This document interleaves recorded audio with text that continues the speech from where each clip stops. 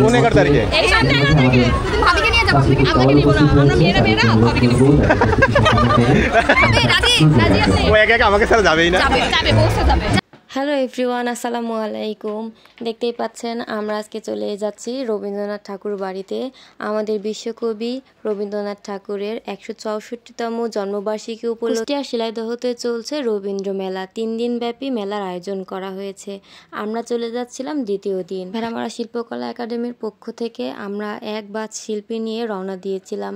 ইতিমধ্যে আমরা কিন্তু কুষ্টিয়া রবীন্দ্র মেলাতে পৌঁছে গিয়েছি। এক এক করে সকলেই কিন্তু আমরা বাস থেকে নেমে যাচ্ছিলাম।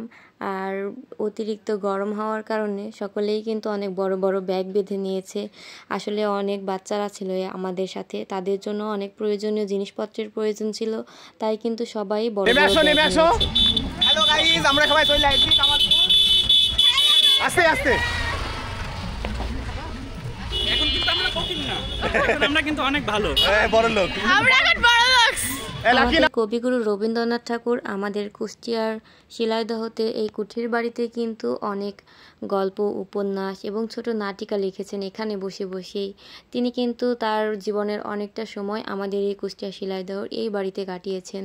তার বাড়িটি কিন্তু অসাধারণ। কে কে এসেছেন আমি জানি না, তবে আমার কিন্তু এই বাড়িতে অনেকবার যাওয়া হয়েছে আর আমার কাছে খুবই ভালো লাগে। আমরা যেহেতু রওনা দিয়েছিলাম 12টায়, পৌঁছাতে আমাদের প্রায় 2টা পার হয়ে গেছিল। সো আমাদের কিন্তু বাস থেকে নেমে অনেক ক্ষুধা লেগে গিয়েছিল, তাই আমরা কিন্তু যাওয়ার সময় খাবার নিয়েই গেছিলাম, প্রস্তুতি নিয়ে গেছিলাম যে আমরা জানি আমাদের দুপুরে খাওয়া লাগবে। তাই কিন্তু আমরা সকলের হাতে একটা একটা করে খাবারের প্যাকেট দিয়ে দিচ্ছিলাম। আর আমাদের দুপুরের খাবার ছিল চিকেন বিরিয়ানি। সো আমরা এখানে সবাই বসে বসে একসাথে খোলা আকাশের নিচে ঘাসের মধ্যে বসে বসে বিরিয়ানি খাচ্ছিলাম আর সবাই অনেক মজা করছিলাম। আসলে এই পরিবেশটা এক কথায় অসাধারণ ছিল। আমার কাছে তো খুবই ভালো লেগেছে। যদিও বা আমি অনেক অসুস্থ ছিলাম, ভিডিওতে আমাকে দেখে হয়তো বা সবাই বুঝতে পারছেন যে আমি একটু অসুস্থ বা আমাকে একটু অন্যরকম দেখাচ্ছে। আমার প্রথমে কিন্তু যাওয়ার কথা ছিল না, কিন্তু আপনাদের ভাইয়া আমাকে রেখে যাবে না, তাই পরবর্তীতে আমিও গিয়েছিলাম। আর গিয়ে কিন্তু আমার কিন্তু ভালোই লাগছিল। বাসায় বসে থাকলে হয়তো বা আমি অনেক মিস করতাম, বিশেষ করে এই সময়টা আমি বেশি মিস করতাম। সকলে একসাথে খাওয়া দাওয়া করছিল। আসলে এইরকম মুহূর্তগুলো আমার কাছে খুবই ভালো লাগে। জানি না আবার কবে সবাই একসাথে এইভাবে আমরা আনন্দ করতে পারবো। তবে এই মুহূর্তগুলো আমার কাছে সব থেকে মধুর একটি মুহূর্ত ছিল। এরপরেই কিন্তু আমি একটু রেস্ট নিয়ে একটু আমাদের বিশ্বকবি রবীন্দ্রনাথ ঠাকুরের বাড়িটা ঘুরে দেখছিলাম। আর বেশি একটা আমি কিন্তু ঘুরতে পারি নাই, কারণ আমি একটু অসুস্থ ছিলাম। আর অতিরিক্ত গরম থাকার কারণে আমি ইচ্ছে করেই কিন্তু এবার একটু ঘোরাঘুরিটা কম করেছি, কারণ এখানে আমার অনেকবারই যাওয়া হয়েছে। তারপরেও কিন্তু আমি যতবারই যাই আমাদের কবির বাড়ি আমার কিন্তু খুবই ভালো লাগে ঘুরে ঘুরে দেখতে।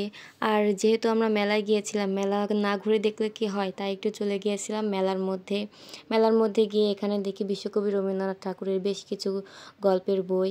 এর মধ্যে আমার সবথেকে গীতাঞ্জলি বইটি ভালো লাগে। আর আমাদের কুষ্টিয়ার বিখ্যাত কুলফি মালাই নিয়ে কুলফি মামারা বসে গেছে, এখান থেকে কুলফি কিন্তু আমরা খেয়েছি। আর এই যে মেলাতে ছোট ছোট বাচ্চাদের জন্য এবং বড়দের জন্য খেলার স্টল তো থাকবে, এটা স্বাভাবিক। আর নাগরদোলনা ছাড়া তো মেলা হয় না। মেলাটি ঘুরে ঘুরে দেখছিলাম আর খুবই ভালো লাগছিল। এখানে কিন্তু আমার অনেকবারই যাওয়া হয়, প্রতি বছর তো একবার করে আমি এখানে গিয়ে ঘুরে আসি। আমার কাছে খুবই ভালো লাগে। আর কুষ্টিয়া থেকে শিলাইদহ কিন্তু খুব বেশি দূরে না, যারা গিয়েছেন তারা তো জানেনই।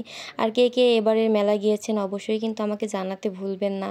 আর মেলার মধ্যে ঘুরতে ঘুরতে কিন্তু আমার অতি পরিচিত এবং কাছের মানুষের সাথে দেখা হয়ে গেছিল। হ্যাঁ, রিমা আপু আর বন্যা আপু, তাদের দুজনকে কিন্তু আমার কাছে খুবই ভালো লাগে।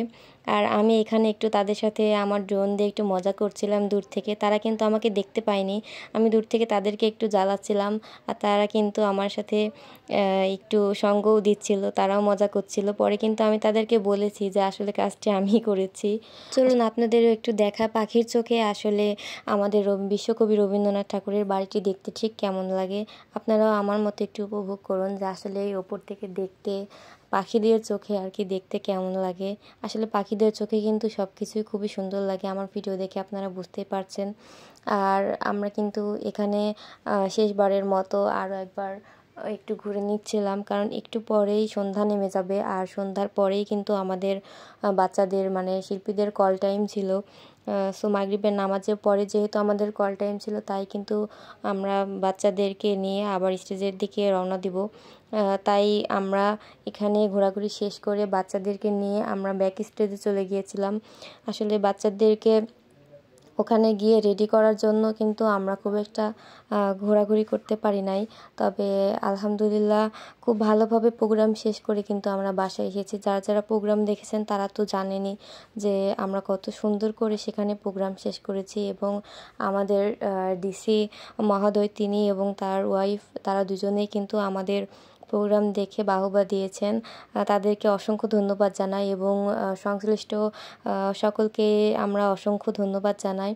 আর এখানে কিন্তু এই তো আমাদের প্রোগ্রাম শুরু হয়ে গেছে। এখন কিন্তু গান পরিবেশনা করা হচ্ছিল এবং কিছুক্ষণ পরেই কিন্তু আবার এখানে আমাদের বাচ্চাদের নাচ শুরু হবে। সো আমাদের মেলা কিন্তু খুব ভালোভাবেই সম্পূর্ণ করে আমরা এসেছি। আর কে কে মেলায় গিয়েছেন এবং আমাদের প্রোগ্রাম দেখেছেন অবশ্যই জানাবেন। আর আমাদের বাচ্চাদের নাচগুলো কেমন লেগেছে এবং গান কেমন লেগেছে জানাবেন। সকলেই ভালো থাকবেন, সুস্থ থাকবেন। আল্লাহ হাফেজ।